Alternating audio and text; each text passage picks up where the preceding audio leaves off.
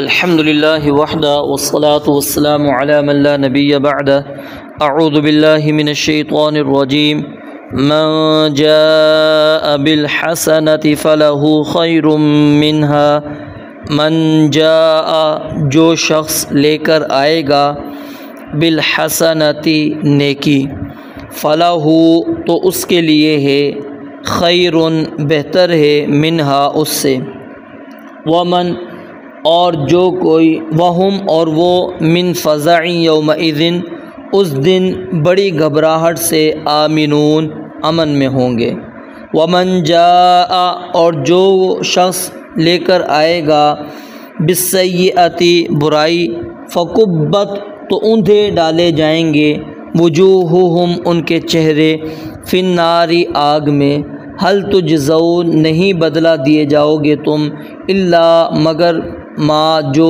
کنتم تعملون تم کیا کرتے تھے۔ یہاں پر نیکی سے مراد ہر نیک کام مراد ہے۔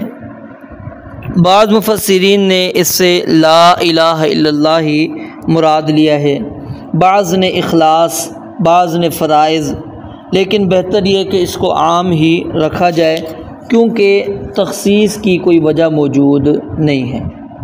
تو اللہ رب العالمین فرماتے ہیں من جاء بالحسنۃ فلہ خیر منہا، کہ جو بندہ جو بھی بھلائی لے کر آئے گا وہ اس کے لیے بہتر ہے۔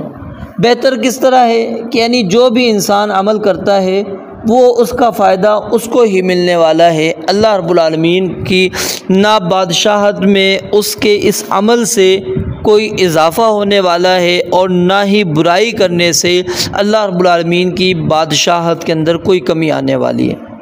اللہ رب العالمین کیا ہے؟ غنی ہے، بے پرواہ ہے، اس کو ہماری عبادات کی کوئی ضرورت نہیں ہے۔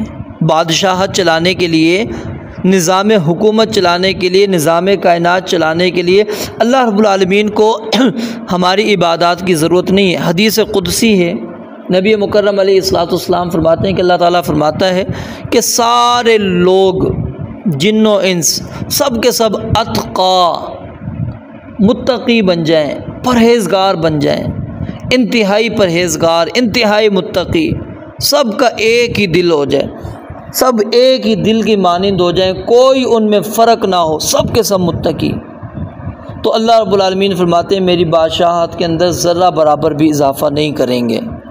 اور اگر سب کے سب افجرا سب سے بدتر ہو جائیں، سب سے گناہ گار ہو جائیں، اشقا سب سے زیادہ بدبخت ہو جائیں، تو میری بادشاہت میں سے ذرہ برابر بھی ان کی اس عمل سے کوئی کمی ہونے والی نہیں۔ جب انسان کو آدم علیہ الصلوۃ والسلام کو اللہ تعالیٰ نے پیدا کرنے کا ارادہ کیا تو فرشتوں نے کیا کہا تھا کہ اللہ اگر تو انسانوں کو اپنی عبادت کے لیے پیدا کرتا ہے تو عبادت کرنے کے لیے ہم کافی ہیں۔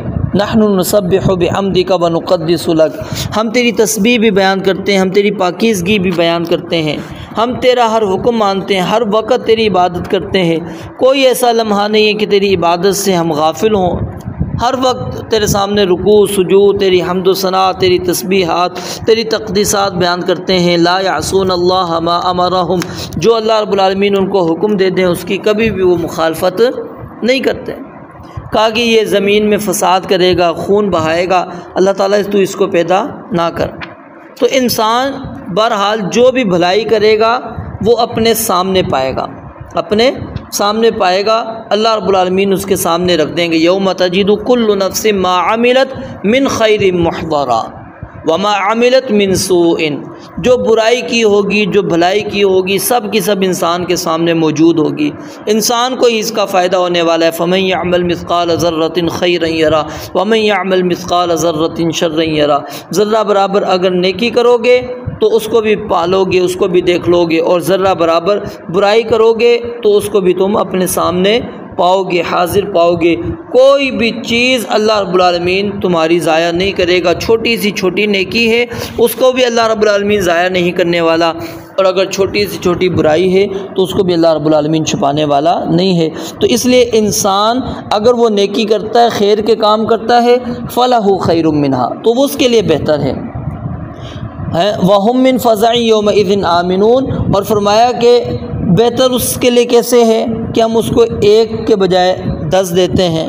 من جاء بالحسنۃ فلہ عشر امثالہا، اور پھر اس کو 10 نہیں 10 سے بڑھا کر 700 گنا تک دیتے ہیں۔ جتنا زیادہ اخلاص ہوگا، جتنا زیادہ اس نے حسن کے ساتھ وہ نیکی کی ہوگی، اللہ رب العالمین اس کو بغیر حساب کے اس کو اجر و ثواب اللہ رب العالمین دیں گے۔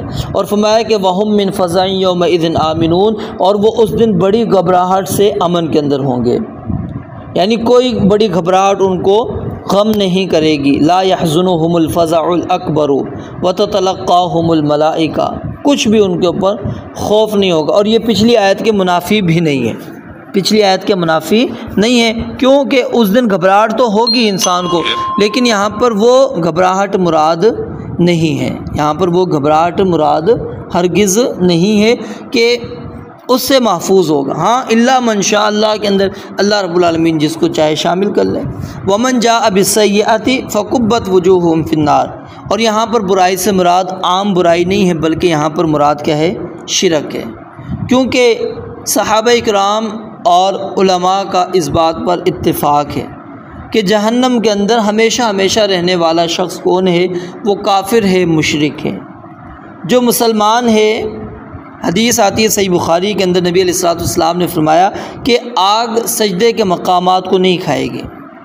تو ظاہر ہے سجدے کے مقامات میں سے چہرہ ایک مقام ہے، یہ ہم چہرہ، پیشانی اور ناک جو ہے زمین کے اوپر لگاتے ہیں، تو یہ کیسے ہو سکتا ہے کہ اللہ رب العالمین ہمیشہ کے لیے کا جہنم کے اندر ایک مسلمان موحد کو رکھ دے؟ تو یہاں پر مراد کون ہے؟ شرک مراد ہے۔ جو بندہ شرک کر کر آئے گا فَقُبَّتْ وُجُوهُهُمْ فِي النَّارِ، ان کو چہرے کے بل جہنم کے اندر اوندھے منہ ان کو ڈالا جائے گا۔ صحابہ کرام نے تعجباً نبی علیہ الصلوۃ والسلام سے سوال کیا کہ کیا واقعی لوگ قیامت والے دن جہنم کے اندر اوندھے منہ ڈالے جائیں گے؟ آپ نے فرمایا کہ جو ذات ان کو پاؤں پر چلا سکتی ہے، کیا وہ چہروں کے بل چلانے پر قادر نہیں ہے؟ هل تجزون الا ما کنتم تعملون، اللہ رب العالمین فرماتے ہیں یہ جزا مل رہی ہے تمہارے اپنے کرتوت ہیں، تمہارے اپنے اعمال ہیں، ہم نے تم پر کوئی ظلم اور زیادتی نہیں کی، تم نے شرک کیا تھا، تم اللہ تعالیٰ کی نافرمانی کر کر آئے تھے تو تمہیں اس کی سزا مل رہی ہے، ہم نے تم پر یہ ظلم و زیادتی نہیں کی۔ اللہ رب العالمین تو انسان کے پاس ایک نیکی، نبی علیہ الصلوۃ والسلام نے فرمایا نا کہ صرف اخلاص کے ساتھ پڑھا ہوا کلمہ اس کے پاس ہوگا، 99 اس کے جو رجسٹر ہیں وہ گناہ کے ہوں گے، ایک رجسٹر اس کا توحید کا ہوگا، اخلاص کا ہوگا، لا الہ الا اللہ اس کے اندر ہوگا۔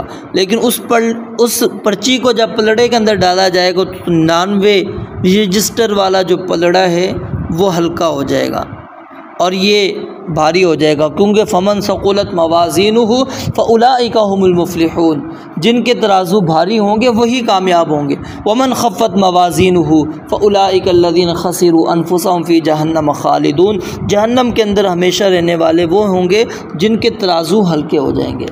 اللہ رب العالمین ہمیں زیادہ سے زیادہ نیکی کرنے کی توفیق عطا فرمائے، اللہ تعالی ہمیں شرک سے محفوظ فرمائے۔ وآخر دعوانا الحمدللہ رب العالمین۔